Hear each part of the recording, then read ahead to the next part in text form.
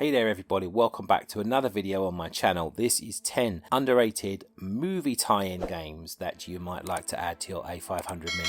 These are going to be big movies, most of them, so you're going to know the movie. You may not think the game's worth playing, but some of these are pretty good. Yeah, there's some very bad movie tie-in games, we all know this. But, you know, these are 10 of the more tolerable ones, shall we say. I'm not going to say they're all like top quality games, but definitely if you're looking for some fun movie related stuff to add to your Mini, these games should be under consideration. Okay, so the first movie we're going to mention, the first game, is Hook by Ocean. You'll notice most of these games are going to be by Ocean because they were the king of the movie tie-in games. In fact, I can't think of many on this list that aren't by Ocean, but we'll carry on for now.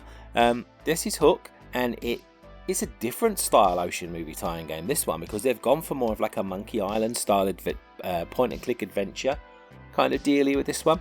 It's not as in-depth as a Monkey Island, and we all know Monkey Island. The Monkey Island games are the best example of this genre that are out there. Well, in most people's opinion, I think they are. The humour, the style of gameplay, they really were the masters at it. So it's quite unfair, really, I guess, to compare this straight up to like Monkey Island, but that's definitely the vibe they're going for with this game, and to a large extent, they succeed. There's probably not as much to do, like, as you know, it's not as involved. It's kind of a light version of a point and click adventure, but it has its moments, and it's still a fun game. And obviously, if you are into the movie, you will very much enjoy playing this game. Let's have a look at the review. Got 84% overall. Beautiful sound, relevant plot, nice shiny smooth graphics, and lashings of creamy goodness. The story of the film Hook, which is Peter Pan presented Spielberg style, is captured perfectly. Okay, so there we go, that's the positives. The negatives, which is what I've mentioned already, I believe here, it says, despite the look, this is a much shallower game than Lucasfilm, so they're guessing obviously they're comparing it to Monkey Island. There isn't really all that much to it. Some of the trite sentiments expressed from the film might grate a bit. Small perhaps, but still jolly nicely formed. I guess I'm an old softie at heart, that's what all the reviews say anyway, but I'll give it 84%. So there you go, it's what I said. It's definitely not as involved as a game like Monkey Island or Indiana Jones, those sort of style Lucasfilm games, but definitely worth your time. Something slightly different here, and if you're a fan of Peter Pan or Hook, then you're going to love it. So definitely give Hook a try. Next up is a movie that obviously needs no introduction, Jurassic Park. And the game here, again, is by Ocean, I believe, so it's going to be a recurring theme, I'm pretty sure. This one got 72% in this magazine, which, again, it's not brilliantly high, but it's good. Now, compared to, like, I've seen the Mega Drive and stuff versions of this game going, this game is slightly different to that. It's more of a 3D style rather than a side-scrolling. You can kind of go in all different directions on this one. It's not a side-scrolling run and gun kind of game like it is on the console. And it's pretty good. I liked it. I thought it was pretty good fun. I always thought this was supposed to be a rubbish game, but gave it a try, obviously, with the new Jurassic Park film out. Thought I'd give it a go just for a bit of a giggle, and I really enjoyed myself. So it was a surprise to me. I'm not going to claim it's the best game in the world ever, of course, you know, but still fun. And if you definitely got a passing interest in the movies, which, let's face it, most of us love Jurassic Park, then worth a go for sure. You may have already played it for that fact alone, but let's have a little look at the review just to see. We got 9 out of 10 for vision and 8 out of 10 for audio, 7 out of 10 for difficulty. Last ability only got 5, so yes, they think the game looks amazing, but maybe gets a bit tedious, I'm guessing, maybe a little bit repetitive, which, again, yeah, you probably could level that at it, to be honest. There are some different style levels, though, in this game, so they do kind of mix it up a little bit, including one that's like a sort of 3D, you know, kind of a Wolfenstein style game, which is totally unexpected. It threw me off for a loop completely. I did not expect to see that coming. They actually mention it here. The second is a 3D maze affair done very much in the style of Wolfenstein on the PC. 3D bit actually inside the visitor centre, and you're slowly being hunted by deadly raptors. The second section is much more atmospheric than the first, thanks to the brilliant soundtrack. Graphics are dark and moody in this section, and it really generates a spooky feeling within you. In fact, Amiga computing staffer Alan Phillips was so scared when he played it that a raptor jumped out of the dark at him, accompanied by an orchestral stab from hell. He literally jumped out of his seat. Well, that's a funny image there. So, yeah, it's definitely worth a check out, particularly if you're a Jurassic Park fan. We are huge Jurassic Park fans in this house. We have all the movies on Blu-ray, and we wanted to go see the latest one, but we've both been ill, so probably not going to get to see that at the cinema, sadly, but definitely worth it. If you're interested in Jurassic Park, it's worth it. If you're interested in just a fun game, also worth it too. Let me know if you played it down below. Next, we have a game that I don't believe is by Ocean, so there we go.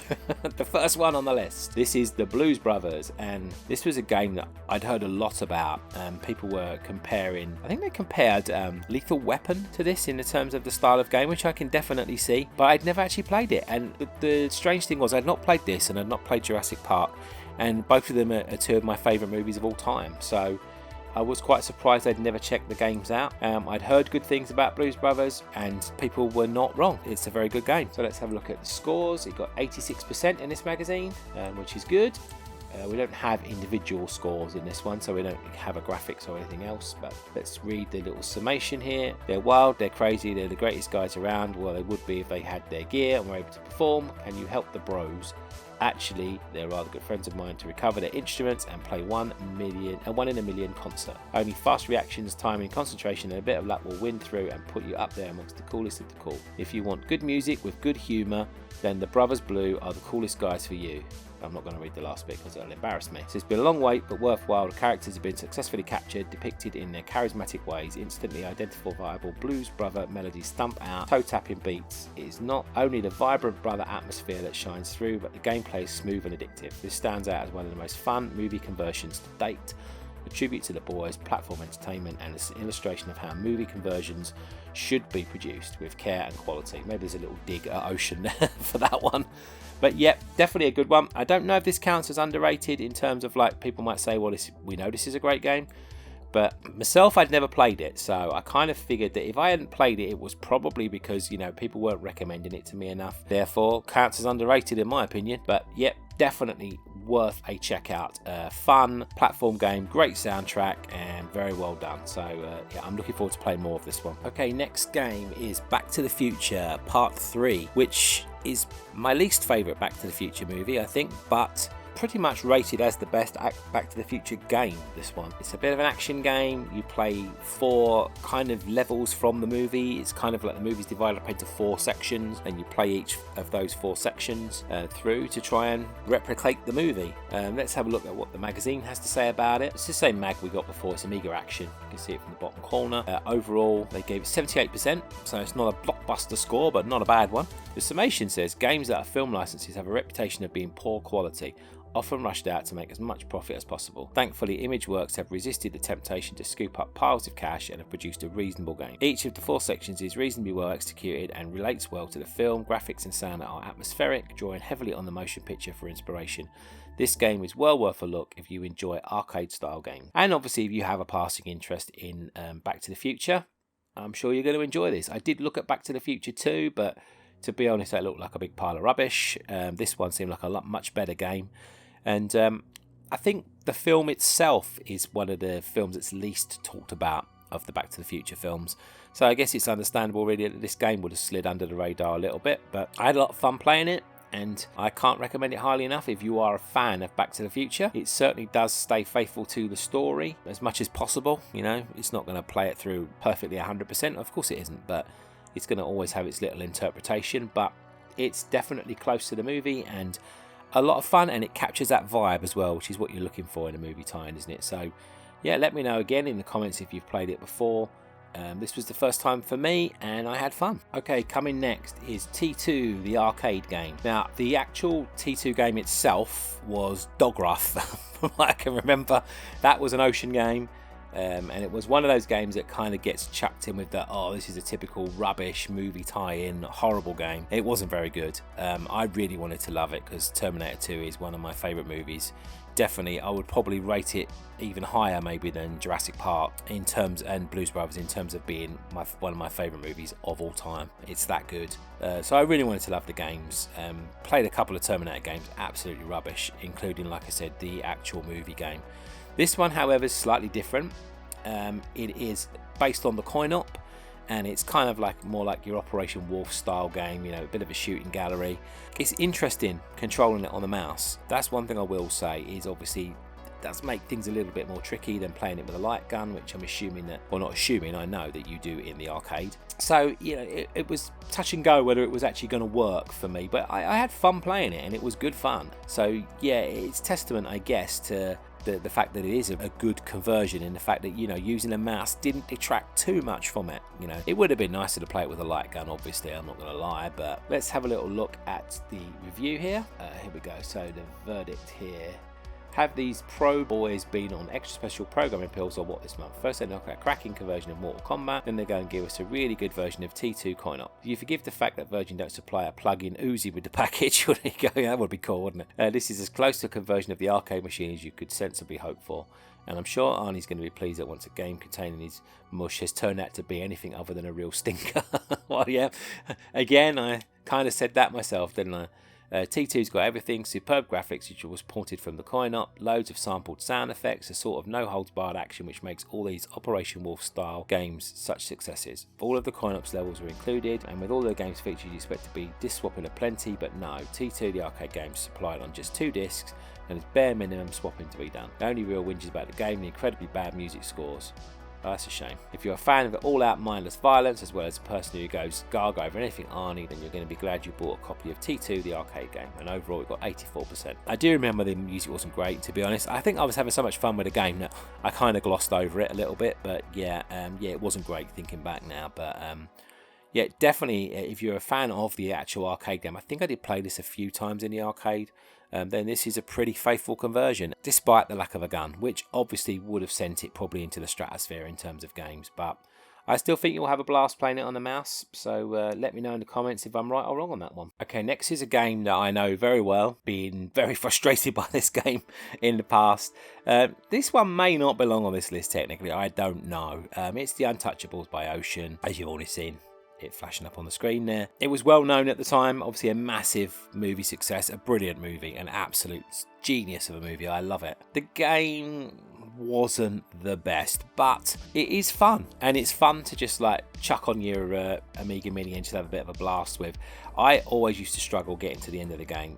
If every level I used to get on would become more difficult than the next. I guess that's the way it's supposed to be in games, but you know, it's one of them games that I loved it and I was also frustrated by it in equal measure. But if it's a game you've never played before, I would suggest checking it out, particularly if you've got a passing interest in the movie, which, let's face it, if you haven't seen the movie either, blooming go and watch it, because it's an awesome movie. Sean Connery at his finest. I've got to throw that in there. Yeah, but if you're not aware of the story, obviously about Elliot Ness trying to bring down Al Capone in the 20s, I believe, the 1920s. The game is kind of a faithful adaptation in the sense it takes like about, I'd say, 5 scenes, I think, 5 or 6 scenes from the movie and reduces them down into the game. I always found this game incredibly hard when I first got it. I think it came out, 87, 88 time.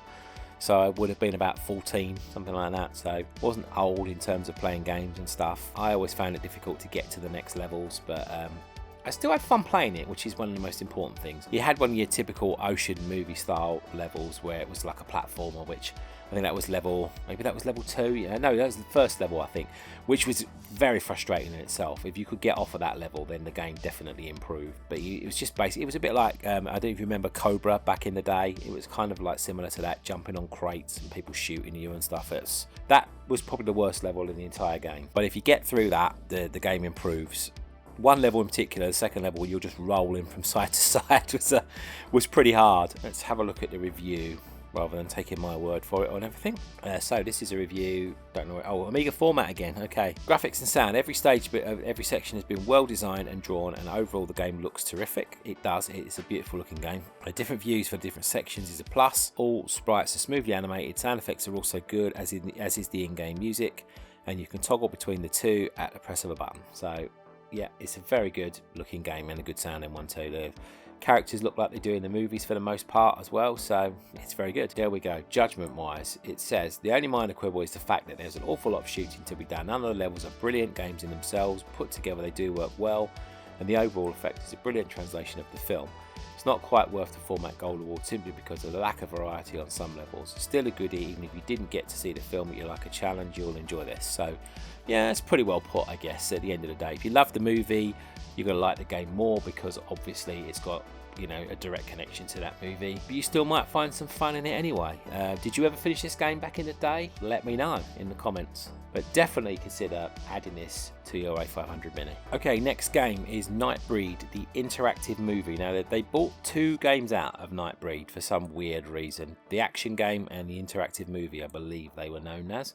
This is the movie one. So it's a little bit point and click-ish. There's quite a few bits and pieces towards this little game. There you go. This review itself, if I flick to the actual review section itself, we've got a review for both here. So we've got Nightbreed, the interactive movie, got 75%, and if you go to the right side, you can see the action game got 80%.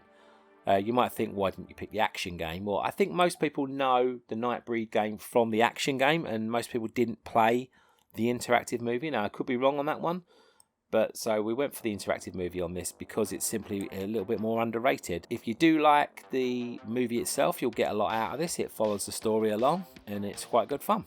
So definitely worth checking out. I hadn't played it. In the day I was a fan of the movie. I don't think it's aged particularly well, but it's still worth a watch. It's one of those kind of like, I guess you'd term it as a B movie things, Nightbreed. I don't think it's one of the best movies out there, but it's still definitely worth a watch. I got something out of it for sure. It's an odd one. It's a David Cronenberg interpretation, so I think that's all you need to know, really. David Cronenberg, known for doing a few eccentric things with his movies. It's worth a watch. And yet again, it's another Ocean conversion into a movie. 75%. Yeah, we know Ocean did a few stinkers, but 75%. It's definitely one of the better ones out there. And yeah, why not try it for yourself? I don't want to give too many spoilers away because obviously, you know, this style of game, you don't really want to know too much going in, but definitely worth your time. Okay, next up we have Karate Kid Part 2, the computer game. Yeah, this is an odd little one, to be honest. It's not a bad game, actually, and in the magazine review itself, it scored 8 out of 10, and they said it was a good game. Karate Kid is an excellent game. It says apart from Starglider, it's probably the best UK-sourced Amiga game. Okay, that's interesting. Probably of that time, because I'm guessing better ones came out later on. It does kind of faithfully follow the Karate Kid Part 2 movie. It has like scenes from the movie.